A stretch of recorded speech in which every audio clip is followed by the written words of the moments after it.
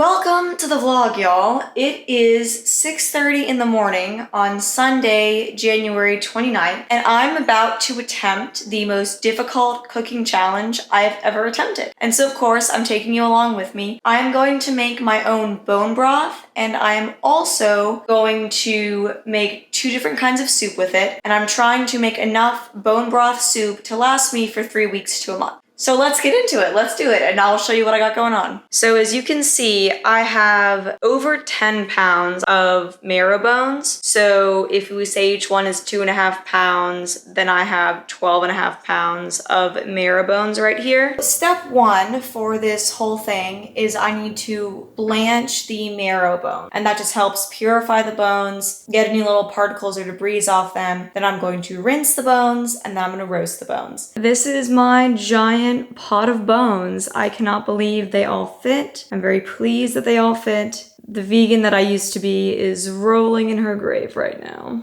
I'm not gonna lie, guys, I think that looks super gross. But anyway, I have it on high, and we're just gonna bring these to a boil. This is not gonna boil quickly. This is going to take a long time to boil, and then once it boils, it'll take 20 minutes to blanch them. So I have a lot of time to prep my vegetables, and so that's what I'm going to do now. For our vegetable selection, we have 3 parsnips, we have a bunch of carrots, we have 2 bunches of cilantro, and we have 2 bunches of Italian parsley. You could also use onion and garlic, but I'm making a low FODMAP version of bone broth, because if I'm gonna go through all the trouble to make bone broth, I wanna make it low FODMAP to kind of replace the onion and garlic for flavor. That's why I have the herbs, but obviously I'm not going to roast the herbs.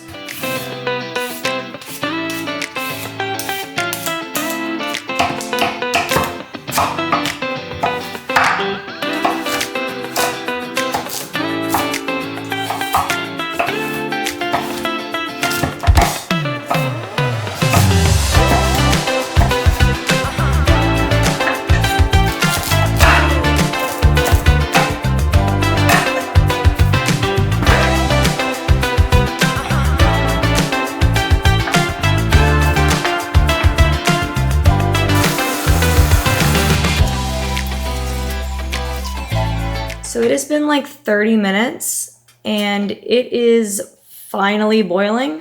Y'all, I'm not gonna lie, this does not smell good. This might be a big mistake. There's 4 minutes left of it to be blanched. I don't know if you can see, but there's all this like gunk floating to the top. I've got the vegetables divided between these 2 trays. Hopefully I can fit all the bones on these 2 trays. It remains to be seen. That is the clean herbs. And then I still need to clean these in that bowl over there. So that's the timer going off. So I'm going to deal with these bones. I have to get them out of this boiling water and rinse them and then roast them. Starting to see why bone broth is so expensive at the store. So these are the bones. They are ready to go in the oven with the vegetables. And they look pretty good, if I do say so myself. It seems like I lost a lot in the blanch. A lot of fat came out of the bones, which I was not expecting. A lot of like kind of gunk came off them too, so like I'm glad that I blanched them, but I don't know why so much of the marrow seems to have come out and so much of the fat seems to have come out, and that does bother me because the whole point of using marrow bones is to have those nutrients, but I'm gonna just go with it. I don't know what I did wrong. If you know, you can let me know, but yeah, I'll show you what happened to the pot. You look, it's just, there's so much fat in there, and like there's other stuff in there too, but it's just like a lot of fat, and I don't really know what I did wrong because the recipe photo of like the blanching, there was like no fat that came off of it. So what I'm gonna do now is roast these in the oven for about 45 minutes. So that's gonna be time that I can clean the kitchen and clean out this pot and just kind of get my head back in the game with this. So I have really good news, guys. The bones and vegetables that are in the oven actually smell good. And yeah, I changed shirts. The other one felt like it was gross. Whatever I did when I blanched them got rid of all the gross stuff that was making it gross. So the ones that are in the oven smell delicious. So now I feel a lot better. So these are the short ribs that I got to go in the bone broth because you're supposed to use like a combination of meat bones, and so I got these. They're bone-in short ribs. The herbs have all been processed, cleaned. I cleaned my spoons. Those are the other spices and seasonings that are going into the broth. So bay leaves, pepper, salt, and apple cider vinegar. I have cleaned my pot again, so it's nice and clean in there. The other pot was already clean, and there are 8 minutes left on the timer for when these bones will be roasted. I don't know why I'm making this bone broth. I could have just made like chicken and called it a freaking day. I don't know why I'm going through all this. I have these crazy ideas and I just go with them, and then I'm like, why did I do that? I don't know. Robert was like, are you sure you want to do this? And I was like, yeah, and I'm like regretting it. But I'm not gonna roast the short ribs because that's just a whole other step that I just don't have literally time for, because it's literally 9:30 and I've been at this since 5:30 in the morning. So I'm just gonna undo the short rib containers and I'm just gonna divide them up between the two pots, and then I'm gonna put the herbs on top of them probably. And then we'll put the bones in and then the seasonings in and just call it a freaking day. Alrighty, we have roasted bones. We have short ribs that I'm searing a little bit, and then the other short ribs are in this pan, and we have a whole bunch of filtered water. So it is time to put everything together. This is how it looks with everything added into it. That's one pot, and this is the other pot. So yeah, I'm gonna add the water and then we will finally be ready to go with this. Both pots of broth have been simmering for about an hour. I have cleaned everything up from this morning, so everything is all clean. So now it's 11, so I'm going to lay down or just sit down and watch some TV or something like that. And I have a lot more to do. I need to prop my back up against something and oof. Basically, I'm trying to make a chicken soup and a meatball soup. Both soups are gonna have the same vegetables, so both soups are gonna have collard greens and cabbage, but then obviously one soup is going to have roasted chicken thighs that I'm going to shred up, and one soup is going to have meatballs that I'm gonna make and bake and then put in the soup. So that all has to get done today as well. I have to process the vegetables, process the meat, cook it, and then I'll probably put the meat in the fridge to chill before I put it in the soup, since the soup will be cooking until like 10 p.m. But I can do all of that later on. I am taking a break. Yeah, it's like a layer of oil on top.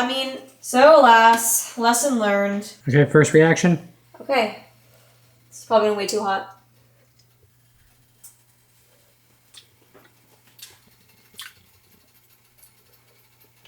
They taste very meaty. A little overcooked, but I'm fine with that. I'm just gonna go with it. Those are more like domes than balls. This is my first time making meatballs, okay? They're like meat hemispheres. They're a little dry. Well, probably because all the fat melted out. Oh, jeez. So what's the move, babe? I'm just really upset at how dry these are. Don't film it for the vlog. They're gonna judge me for my bad meat cooking skills. Do you think they're gonna rehydrate in soup? I hope so. I put all this effort in to cook them. I'm bad at cooking meat, y'all. It's really hard for me to cook it. That's why I've resisted doing this type of meat-focused diet for so long. But it's the one thing I haven't tried, so I feel like I have to try it. Yeah. So when you bit into one of them, there was an audible crunch. Please don't say that. I have to eat this for like a lot of my meals. I don't want to be disheartened about it. That's gonna be fine. I bet it's gonna soften up in soup when you get some water on it.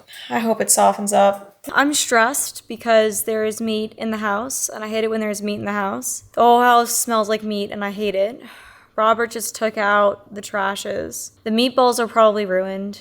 The ground beef that I got, even though it was grass-fed, I got it for really cheap. It was on sale, so if I ruined them, I'm not going to be as upset as I would be if I had spent like a ton of money on the ground beef. Like, it was on sale. It was super cheap when I bought it. So that makes me feel a little better about it if I ruined it. But I always feel super guilty about wasting food. And every time that I cook, I feel like I waste food because I either can't eat it because of my symptoms or I can't eat it because I ruin it.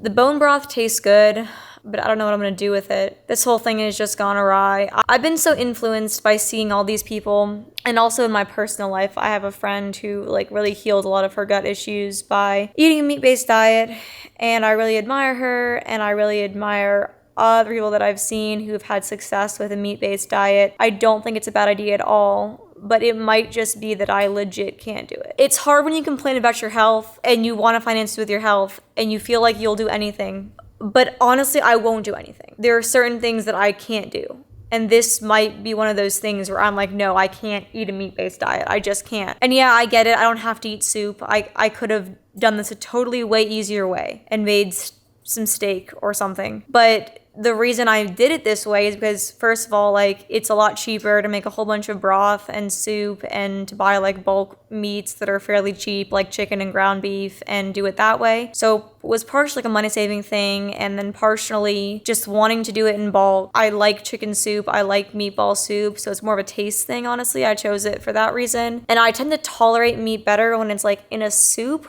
rather than when it's like by itself. And I just thought this would be a great way to do a meat-based diet and only have to cook the meat once and then not have to worry about the meat for, you know, a month or something. But I'm so grossed out now by smelling this broth and everything that I don't even want to eat it. Like, the thought of eating it is just like, ugh. None of this food is going to go to waste. My mom would love having homemade bone broth. The meatballs may go to waste because they're just ruined. They hardened so hard that when I touch them, like, they scrape my fingers, which is not ideal. I put some of them in one of the broths just to see if they'll soften in the broth, because if they'll soften in the broth, I'll still make the meatball soup. But if they don't and they taste worse after being in the soup, then I'm going to have to toss them because I ruined them. It's really frustrating when you always hear in the gut health kind of community, like, you could always be doing something more, you could always be eating cleaner. But at a certain point, like, where is the breaking point? Because I have really bad OCD. I don't like cooking meat. It grosses me out. After I cook it, I don't want to eat it. It's very few times that I cook meat and then I happily eat it afterwards. I usually cook it and I'm so grossed out and so upset that I can't eat it afterwards. I don't know why I thought this was a good idea at all, and this is a terrible idea. I'm gonna finish like what I'm doing. Like, I'm gonna finish the bone broth and I'm gonna pack it away in the freezer. Yeah, I'll let you guys know what I end up doing with it when it finishes in a few hours. I'm probably not gonna do the full 12. It says 8 to 12, and at this point, like, I don't want to be dealing with this any longer than I need to be. Like, I have work tomorrow and all that. I shouldn't have to go to this extreme for my health. Something deeper is wrong, and we need to figure it out. And this is just not, I cannot do this. I cannot cook meat like this. I cannot. And I don't want to do it. I don't want to do things I don't want to do. If I don't want to cook meat, I'm not going to. And no doctor told me to go on this diet. I just was feeling desperate, and like, I don't really have any other options. Because after I saw my GI, things just got way, way, way worse. And the pain's been terrible and the nausea's been terrible. After that one meatball, I feel I'm gonna throw up, which makes me feel even worse about trying this stupid diet. I don't want to call it stupid because, you know, that invalidates people who have had success on it. And I know that it helps a lot of people, but it's just, I can't do this. I can't. I don't like meat that much. I don't want to do this. I shouldn't be forcing myself to do something I don't want to do. I can't do this. Yep, that's soup. So what's up? It has been 10 hours. I decided 10 hours was plenty for the cooking time. It's now 8 p.m. I would like to get this whole ordeal over with at this point. I'm not feeling very good about this whole idea anymore. Feeling kind of down about it. But anyway, we're going to finish the soup. I am going to dig out all of the bones and things. I did not cook the chicken. The meatballs became like hard little pucks. But we're going to focus on just finishing the bone broth, and we'll deal with the rest of that later, on a different day in a different vlog. I did get a lot of fat coming out. While the broth was cooking, I was like scooping the fat that rose to the top off. But there's still a lot of fat in there, so we'll see what to do about that later once we get everything fished out. How many pounds of bones went into this? 12 pounds of bones, plus some short ribs for the bones. So, as you can see, at the end of this process, all of the marrow and fat and other things inside of the bone are completely removed, so you now have these hollow bird-like bones left over. It is pretty interesting. I was wondering if the bones would get soft. They didn't get soft, but... Well, the bones are made of calcium. They're basically rocks. Some people say when they make their bone broth, the bones get softer, but maybe that's just lore. So what's the next step?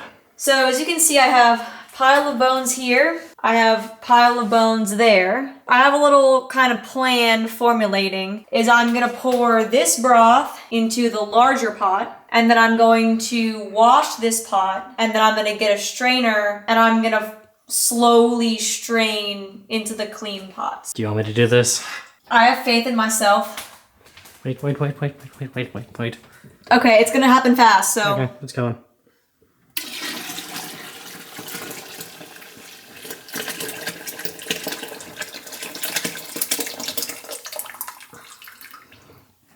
Wow! I thought the bottom of the pot was gonna be gross, and look at that. When I did the blanching of the bones, the bottom of the pot was super gross. So I was expecting that to be with this, but it did not happen here. Blanching the marrow bones was by far the grossest part of making the bone broth, I would say. And I'm so glad that is long over. It looks like shiny, I think because of the fat on top, but there are some people who would call this liquid gold.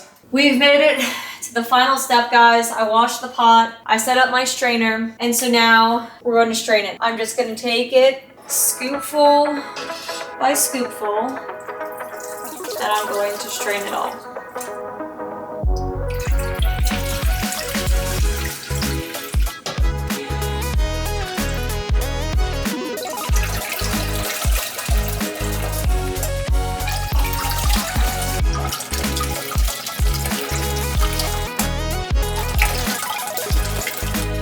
Alrighty, it is time for the final pour, and then we will be done. This pot's super clean at the bottom too. I'm amazed that nothing stuck to the bottom. I'm really happy about that. That was a big fear that I had. Don't want to waste any of this, and whoop, I can't believe how much we made. With all that effort, we better have made a lot. This pot is almost full of broth, which is amazing to me. A lot of fat got into this, and even though I was taking fat off the entire time, even though when I blanched the bones, I got a ton of fat out. When I roasted the bones, I got fat out. There's just still more fat. So I'm gonna chill this in the fridge, and then in the morning, I will take the fat off, and it will solidify and just be a big disc of fat that I can just take off in the morning. But I'm going to let it cool before we put it in the fridge. So yeah, we are done for tonight. So what's next? Well, we gotta get it out of the fridge. So wait, how long has it been? It's been about 24 hours since we put it in the fridge. Because it's now 6:30, we put it in the fridge. Well, it's been like 20 hours. Oh, look at that. Look at it, it jiggles. Can you get a close-up of that? See where it's jiggling? No. I'm gonna get the fat off of it. I have discerned that the smell that I don't like is coming from the fat. So hopefully once this last bit of fat is gotten rid of, everything will smell good again. Y'all, I'm very happy that it is gelatinized, because this morning when I checked it and took that little scoop out, it was not gelatinized, and I was worried that I had failed. But it just, even by this morning, it hadn't cooled completely, because of how freaking hot it was when we put it in the fridge last night. We let it cool as long as we could outside of the fridge, but you can't leave it out, you know, off of heat, so we had to put it in the fridge. Oh yeah, there's so much fat. Oh. So it's kind of got a gel-like quality to it? That's because it's full of protein, y'all. If I had boiled it for the full 12 hours, it would probably be even a firmer gel. So it's not full jello, but it is very jelly. So I think I'm very pleased with that. All right, I need to put this in the soup cubes. Yes, we are doing the super cubes.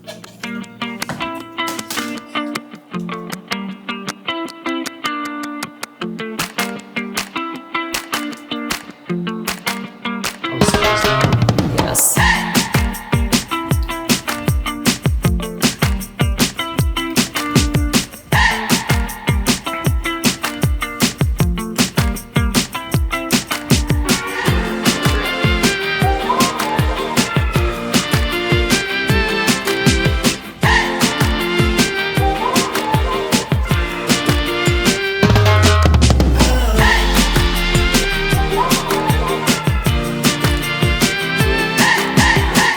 So how much you end up making? Well, it's hard to tell because even though these are 2 cups each big cube, I way overfilled them.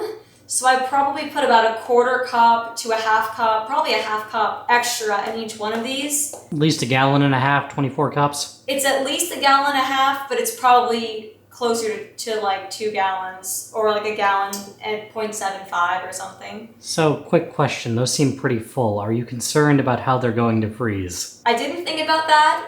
And honestly, you should have, because you're the smarter one and you think about these kind of things. And you were watching me do this the whole time. I was over here. I didn't see the labels on the inside of the super cubes. You were the one who ordered them. Well, anyway, We're gonna freeze them and hopefully they don't expand too much and explode because that'd be very unfortunate. But now we should have broth for like the next 2 months. We don't have to buy it at the store, we'll have broth. It is homemade, it is delicious, and it's low FODMAP, so it's all the things. This was the goal. Having trouble? Will you open the freezer again for me? I overfilled it, it's leaking. Oh, it's been, mistakes are being made. Just want to have the towel around.